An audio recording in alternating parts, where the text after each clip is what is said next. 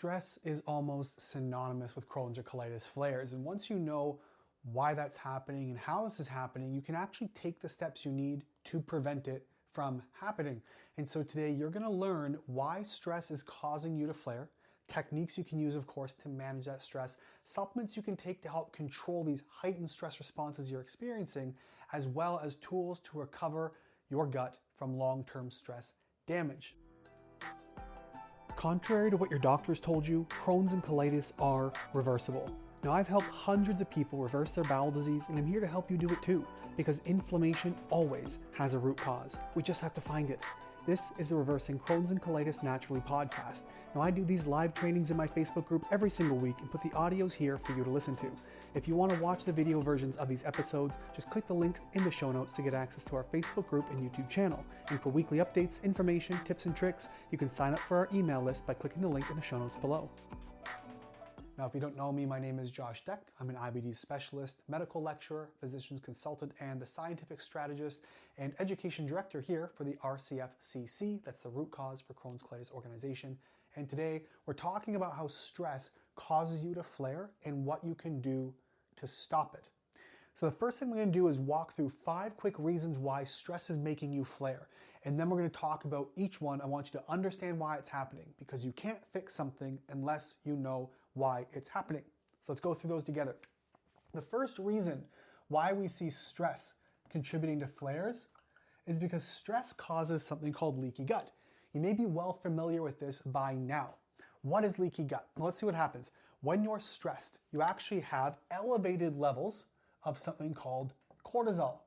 Now, this hormone gets a bad rap. It is a very good, very beneficial hormone. We need it to stay healthy. It's anti-inflammatory. It wakes you up in the morning. But in elevated amounts from chronic stress responses, cortisol becomes highly problematic. And what does it do is it actually weakens your gut barrier. So it takes down that integrity, which leads, of course, to this thing we now know as leaky gut. Okay, what does leaky gut do? Well, you have all these toxins now inside of your gut. This is going to be your intestine.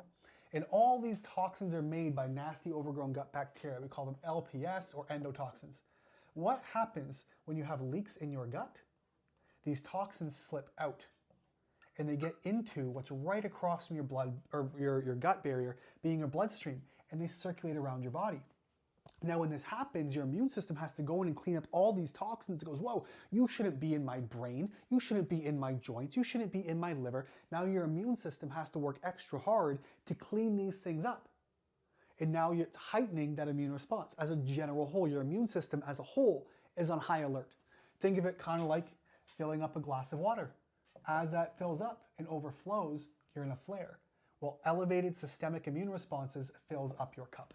That's the very simple explanation. Now, cortisol also reduces something called mucin, which you need to have this healthy mucous membrane layer, which is going to further take down the integrity. And with this messed up layer, high inflammation, it leads to a state we know as dysbiosis. This is going to be an imbalance of gut bacteria. Too many bad guys, not enough good guys, and this causes heavy immune responses. So you want to be very careful about that. So the first reason why stress contributes to flares is because of leaky gut, the immune responses, and what it does to the rest of your system. Let's talk about reason number 2.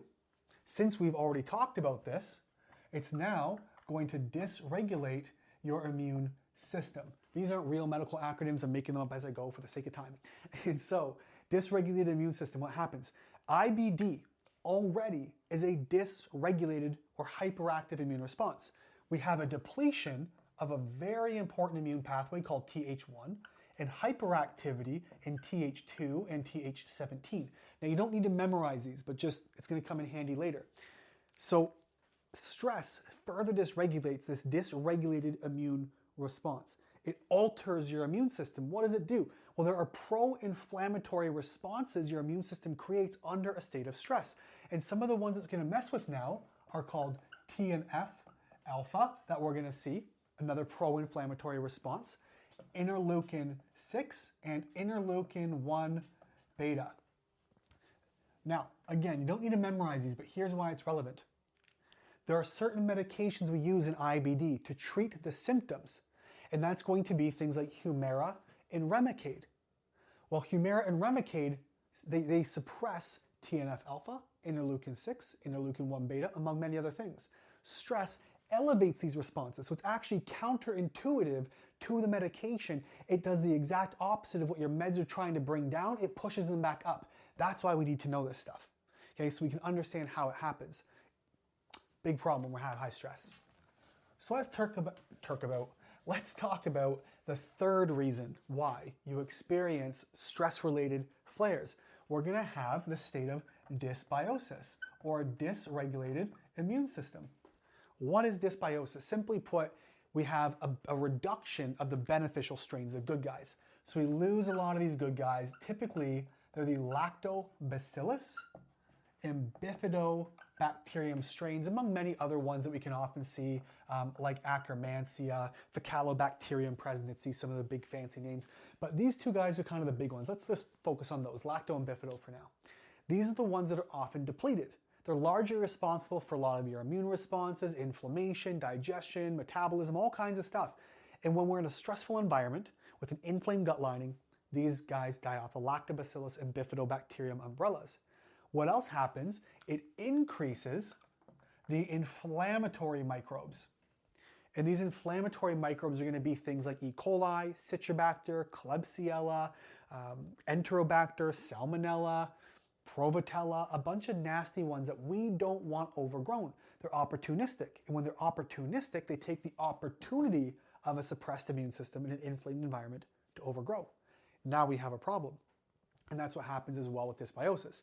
Now there are two more reasons why I'm going to show you quickly why stress contributes to flares, or is going to push you into a flare. And then we're going to talk about what you can do, some techniques, some supplements, some medications you can even use to rebalance and remanage for each of the 5 reasons that we've listed here. So let's get into that. So reason number 4 that we see is a reduction of digestive function. What is a reduction of digestive function? Well, for your body to rest and digest, which is the opposite of stress, stress puts you into fight or flight. When you're in rest and digest, what happens? You produce stomach acid adequately. You have healthy GI motility, that peristalsis moves things through as it should. That's going to be healthy. You produce adequate digestive enzymes, healthy bile flow. And so you're breaking down, resting, you're digesting, breaking down and absorbing your food. The problem is when you're in a stressful environment, you do the opposite of that. You have a decrease of stomach acid, HCl production. Why? Because your body is focused on survival, not relaxing and digesting your food. It's got to heal. It's got to get you out of this environment from a bear or an evil tribe or whatever it is. That's kind of the evolutionary perspective on it. So when you're stressed, you lose this. You're either going to get an increase or a decrease of digestive motility. So that can either back you up and lead to constipation, or it can speed things up and lead to diarrhea. Increase in motility, you're going to get extra water, your body dumps it out. Constipation, your body shuts down motility, slows it down. You get a lot of extra absorption of toxins you should have gotten rid of, and you can even get hyperfermentation of stuff that's sort of stuck in the tube. We want to avoid that as well. And so, how can we support these? We're going to get into some tools, but obviously get back to rest, digest, and support the dysfunction. That's going to be the easy one. I'll give you some supplements and techniques for that in a minute. So moving on, the 5th and final reason, now there's many reasons, these are the big 5, why stress messes up your immune responses leading to flares, is an altered nervous system response. What is an altered nervous system? Well, there are many nervous systems, so to speak, in your body. We know the central nervous system, that's your brain and spinal cord. Peripheral is everything that extends out to the arms and legs and everything outside of that. But you also have what's called your enteric nervous system, the ENS we call it.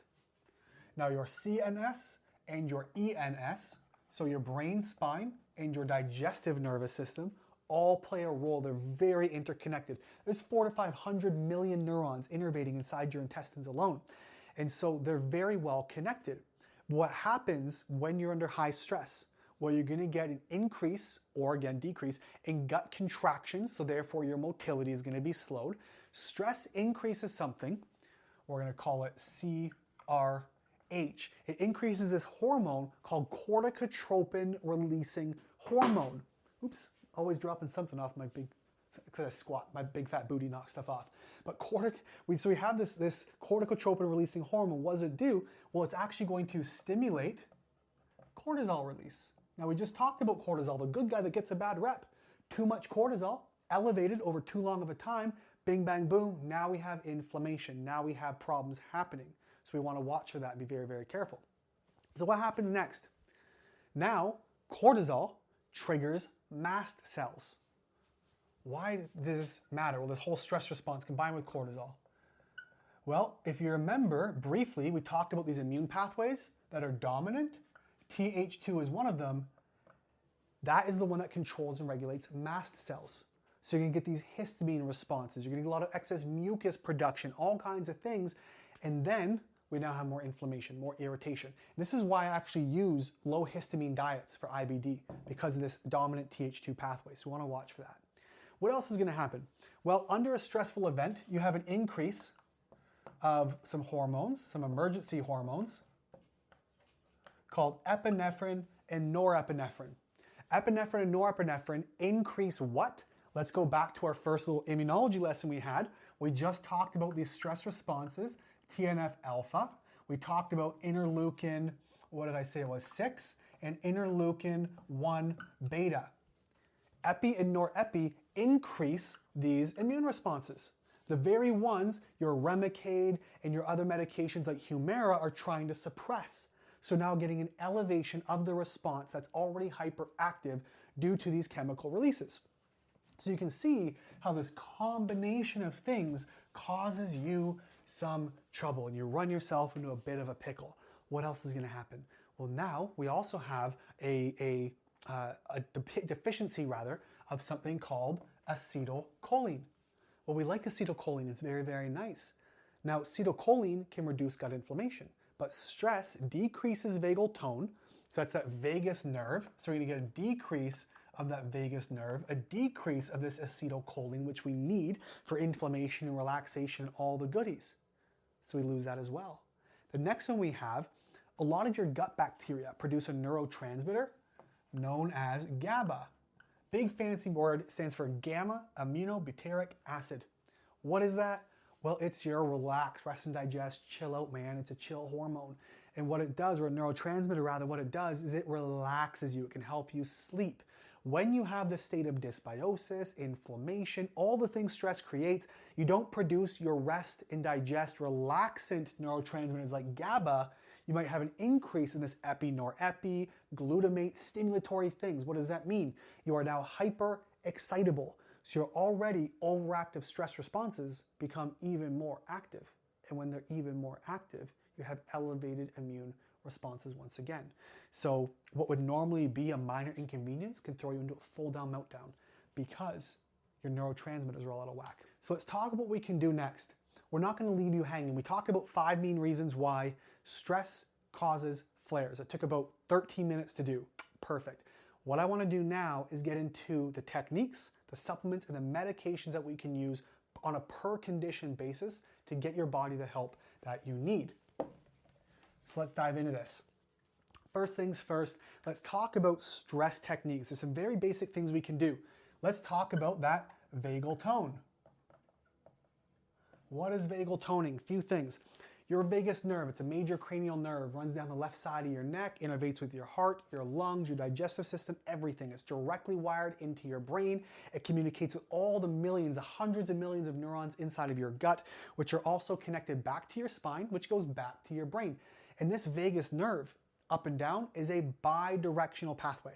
So that means your brain communicates to your gut, and your gut communicates back to your brain. It's not a one-way street. If you have toxins, they travel up that nerve, they get to your brain. Stress responses can go both ways as well. So vagal toning, because we're so tense now, can relax, put you back into that rest digest response. So what are we going to do? A couple of easy things. Number one, let's talk about box breathing. Very, very simple. Now the reason we call it a box, typically, this is sort of the gold standard. Now everyone's respiratory or cardiovascular health will be different. Let's talk about breathing. Very simple way to get that vagal tone. We're going to breathe in through the nose, nice and slow. for 4 seconds. Now we're not, we're tight, we have all this air in our lungs. What we're doing is we're breathing in up to a normal breath, and we're gonna pause. 2, 3, holding that breath for 4. Now if around 2-3 seconds you're starting to panic, just let it out, that's cool. We don't need you to create stress. If your cardiovascular health isn't there yet, you don't feel you have the cardio endurance for this, just time it out yourself. But we're 4 seconds in through the nose. We're gonna hold 2, 3, for 4, and on the way out, we're gonna, with pursed lips like you're breathing through a straw, we're gonna breathe out and creates that pressure. Now again, we're not emptying our lungs, but we are getting a nice gentle breath out. We're gonna pause for 4 and breathe back in again. For you, it might be 4-2, 4-2. That's fine, or 4-1, 4-1, or maybe it's 6-4, 6-4. Wherever you're at, that's gonna be good for your vagal tone. So breathing. You can also get the same response from humming, believe it or not. Now there's 2 different ways to hum and everything in between. You have this high hum where it's like up in your head, right? You can feel this vibrating up here, but then you have this where you drop it down into your chest. Think of the hippies, right? Sitting on the mountaintop. It's that same vibration.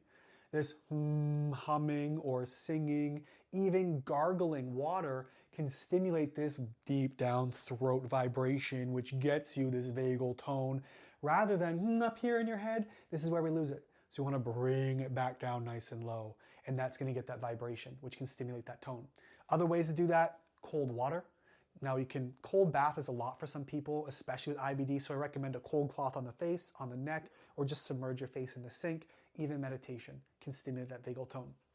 The next thing we want to look at is going to be sleep hygiene. Believe it or not, I almost just spelled sleep wrong with 1 E on the board, sleep hygiene. So we want sleep hygiene. What is sleep hygiene? It's having a routine and a protocol and treating yourself effectively like an athlete of sleep. Most of us, we get up, we do things, we go to bed when we get tired. We sit in our bed, we're in our phones, we're scrolling, we're watching something on the computer or the TV or playing a game, whatever it is, blue lights beaming in your face. We don't actually get into our circadian rhythm, this rest and digest mode. What does that mean?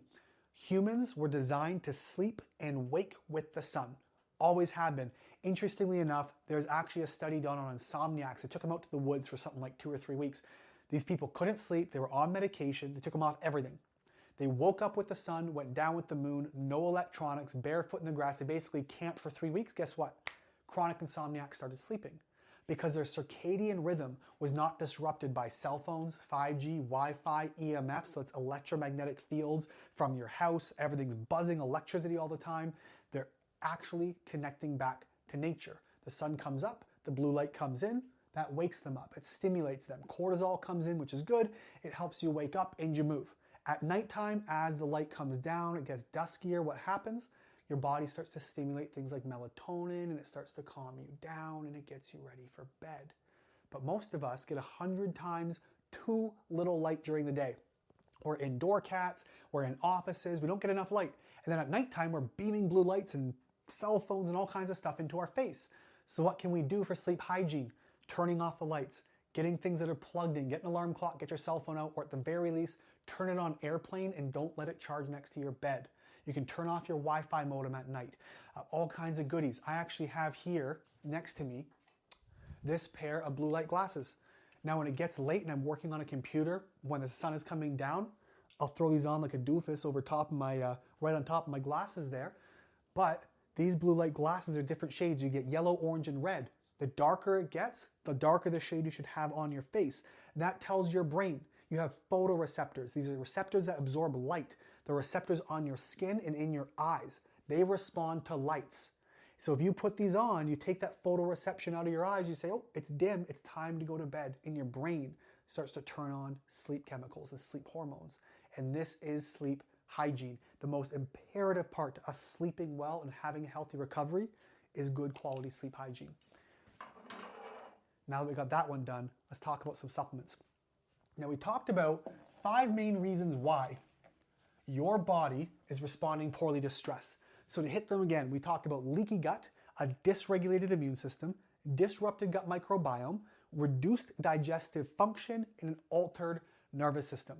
Now I'm not saying you need this complete list of supplements. In fact, at the end of this, if you're here watching on Instagram, send us a DM with the word immune. And I'm going to get you a list that summarizes this call, the information you need, list of supplements, some of my favorite basics, etc. You can get that.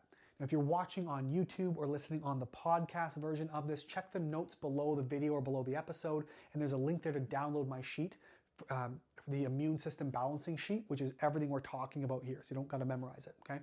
So let's talk about this. When we're dealing with leaky gut, what do we want to do? There are two basic processes for leaky gut. The first is going to be heal and seal. The second is going to be soothe and cool. What does that mean? Well, you're inflamed, let's bring it down. You're leaked, let's patch that up. How can we do that? Well, obviously all the management, right? Food, diet, stress, sleep, etc. But let's talk about some supplements to help you along the way. So there are a few here we're gonna list. And again, you don't need them all, they're not perfect for everyone, but here's my general list. Let's talk about something called colostrum. Very beneficial, but if you have a dairy sensitivity, you'll get bovine colostrum. Very rare, you could actually pick up like breast milk colostrum. It's only the first 3 days, leave it for the babies, okay, it's for them. Another one we can get is like IgGs or bovine immunoglobulins. You can pick those up in a supplement form, which are going to help. Other things that may be helpful are going to be things like collagen and gelatin.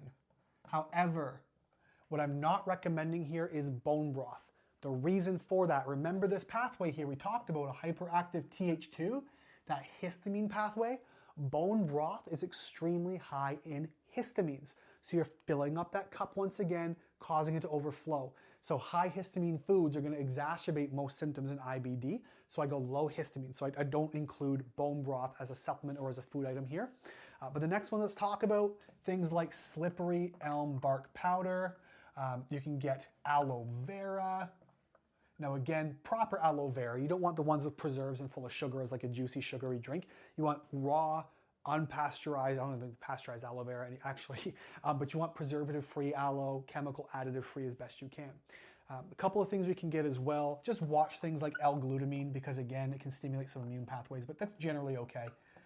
Zinc carnosine also repairs the gut lining and helps calm some of these active immune pathways, so it's a double whammy.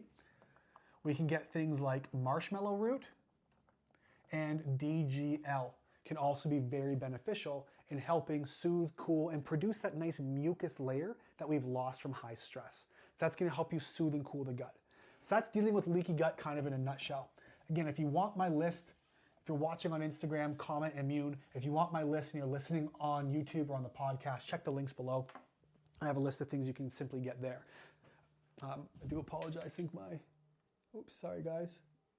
There, I just had a alarm going off. I always forget I have that one. So that's that. Step number 2, we talked about a dysregulated immune system. Dysregulated immune.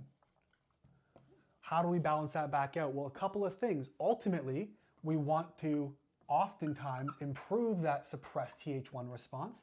And then that 2 and 17 we talked about, we want to chill them out. We want them to calm down. Well, what does that look like? Very, very simply, well, I won't say simply, it's kind of a disservice, but here's what we can do. There are lots of supplements. So generally speaking to calm it, things like curcumin. Oftentimes there's another Chinese herb called Qing Dai. Can be very beneficial in helping calm some of these responses, these inflammatory responses. Resveratrol, EG, CG, which is a green tea extract, which can be very calming. I'm not going to write all these on the board because it'll drive both of us nuts, but berberine, quercetin, omegas as well. And for that Th1, again, back to zinc, selenium, astragalus, and something called lactoferrin, which you can get in a supplement form. But then there are some pharmaceuticals that do this really well. Now, not all doctors are willing to play and they don't work for everybody. But this one's very inexpensive to manufacture, which I believe is why it's not super common. But on the other hand, you also have to typically pay for it to be compounded. So there's some cost there. But it's called LDN. This stands for low dose naltrexone. What is it? Naltrexone is an emergency use medication used in hospital or in an ambulance. And what they do is for somebody with an opioid overdose. So quick injection of up to 50 milligrams to basically save their life from dying from an opioid overdose. But here's what happens in LDN. And there's in fact a dose called ULDN, so ultra low dose naltrexone. You get anything from something like 0.25 all the way up to about 5 milligrams per day. And it actually pairs really well with CBD oil, especially in the evening. Goes really, really well, but not for everyone. And it can take a couple of weeks to kick in. But here's what it does. In high doses, it causes leaky gut. In high doses, it dysregulates your immune system. But in low or ultra low doses, it has the opposite effect. It can re-regulate your immune system. It can dampen those dominant 2 and 17 responses. It can actually decrease those interleukin responses, some of those we talked about, that are causing tissue damage. We know in this other dominant pathway we call 17, for example. This one is the pathway that deals with extra neutrophils. Why does that matter? Well, in IBD, what do we check for? Calprotectin.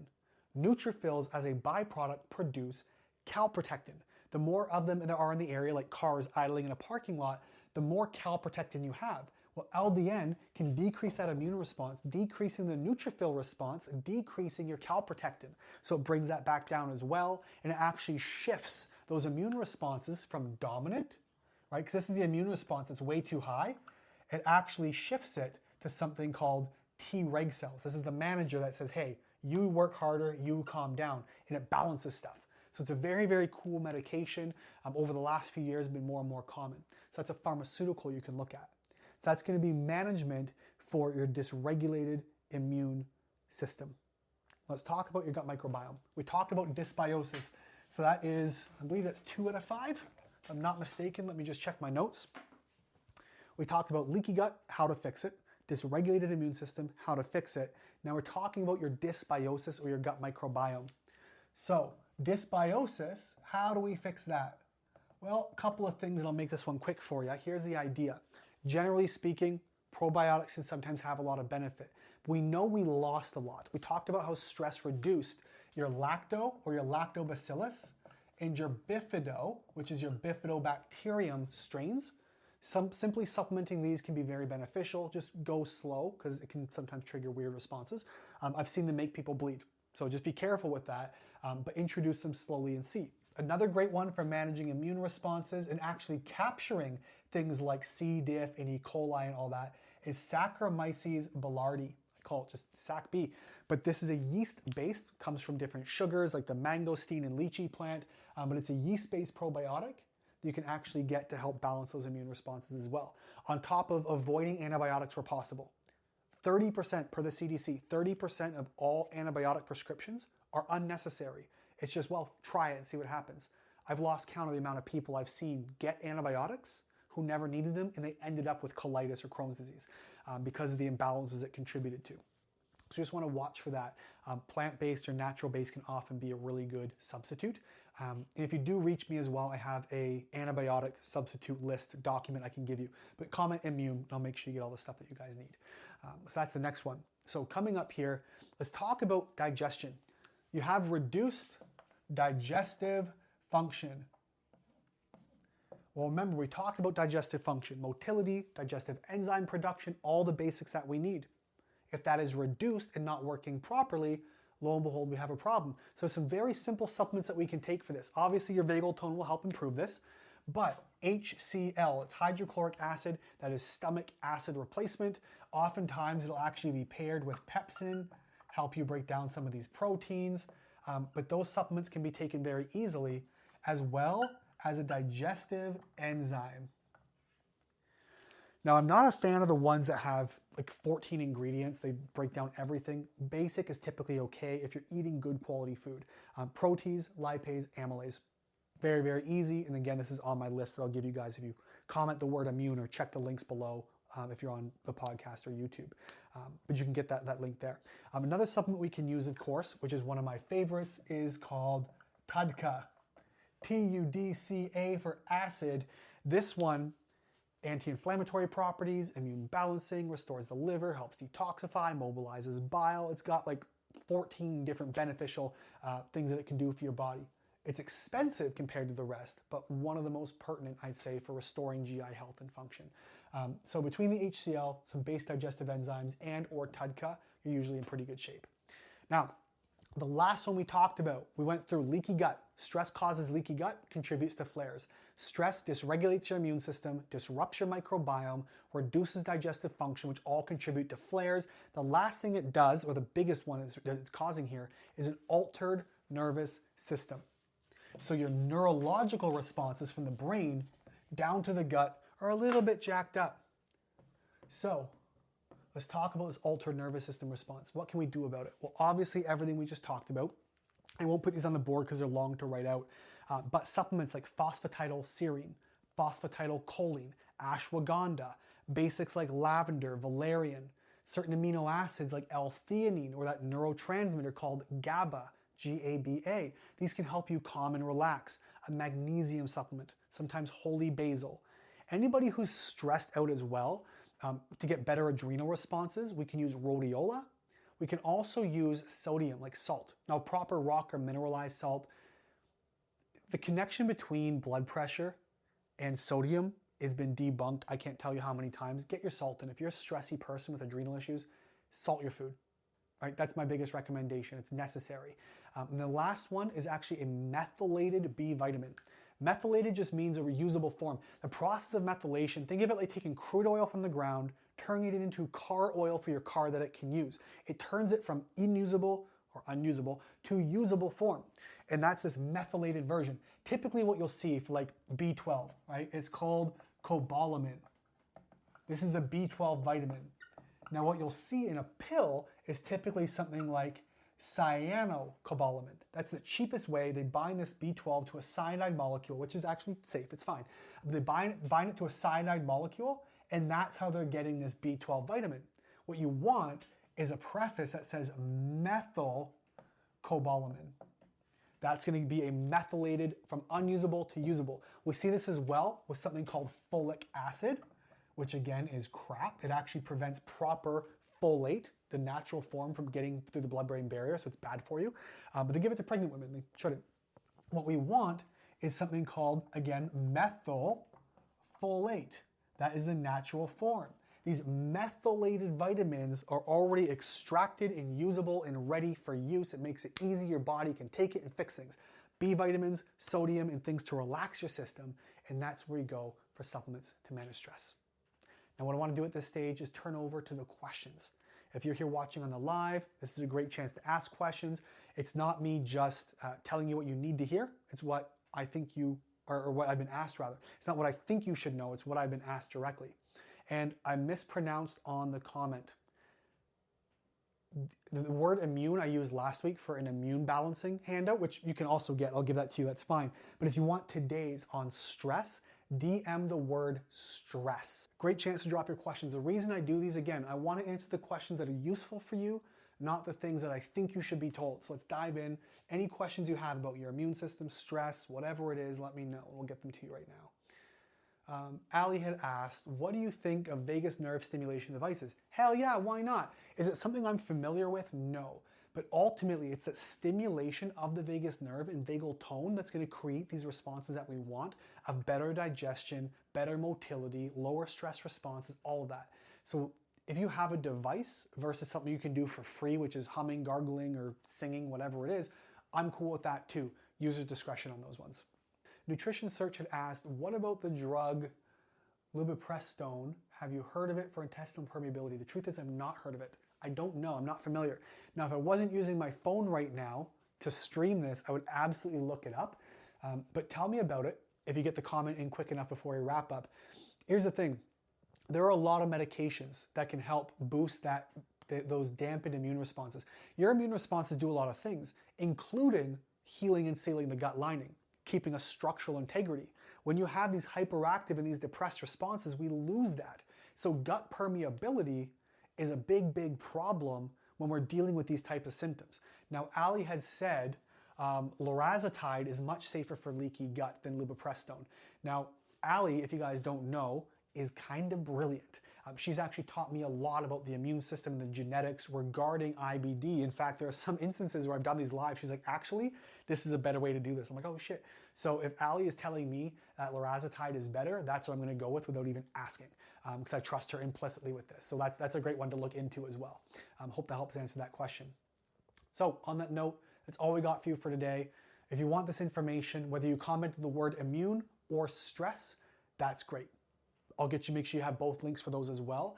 I have a podcast called Reversing Crohn's and Colitis Naturally. I've been doing these lives for years now. About 6 or 8 months ago, I decided let's put them on a podcast and make them accessible so they're available on YouTube and on the podcast you can get as well. So I'm gonna make sure you have access to all of that. So feel free if you comment and you get that. I see you here, Olga, for stress, Angie. Stress, I see you. We'll get you a copy of all this. The links to the podcast, YouTube, all that's there. On that note, guys, thanks so much for your time and your attention. Always appreciate you learning as much as I love teaching it. One of my favorite things to hear as an IBD specialist is something along the lines of, I learned more from you in 15 minutes than from my doctor in 15 years. And if this for the first time is really starting to click and it's starting to make sense, and you're going, wait a minute, this might be reversible. I think there's more that I can do. This condition came out of nowhere. It happened to me out of the blue. I was healthy for 10, 20, 30, 40 years and suddenly I wasn't, and you're telling me there's no cause. If you're understanding finally that there is a cause, that something is driving this, I want to invite you to check the link in the show notes below. Send me an email, ask a question, see if a program is a right fit for you, because I promise you, this doesn't have to be a lifelong sentence. You're not doomed to this, and IBD can be reversed.